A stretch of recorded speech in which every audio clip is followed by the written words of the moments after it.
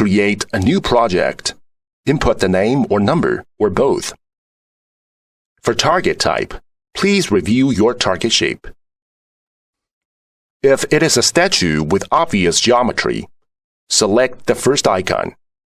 Normally, for this shape, feature alignment is workable. But if the target has smooth surface such as car, refrigerator, table, sofa, or the target is standard primitives, please select the last icon. As we noticed here, only mark align is active. That's to say, for the target's lack of geometrical character, mark align is always the priority. If the target is flat, plate type, select the second icon. These three classical shapes are accordant with different algorithm. Please make the correct click. There are 4 kinds of alignment. Feature align could directly scan the target. Mark align need to stick markers on the whole target surface firstly, then go for scan. Hybrid align is more flexible, which only need to stick markers on the smooth surface part instead of the whole target.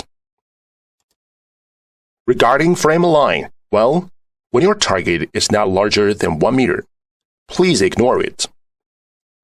If you want to learn how to scan and supersize the target in high volume accuracy, please go for Thunk3D YouTube channel to see how frame align worked. The last choice is scan mode. It means the projecting light area, or ROV. Standard mode is 30 cm by 24 cm light area, suited for scanning objects larger than 30 cm size quickly and fluently. Fine mode is 12 by 10 cm light area, mainly applied for targets under 30 cm getting higher resolution.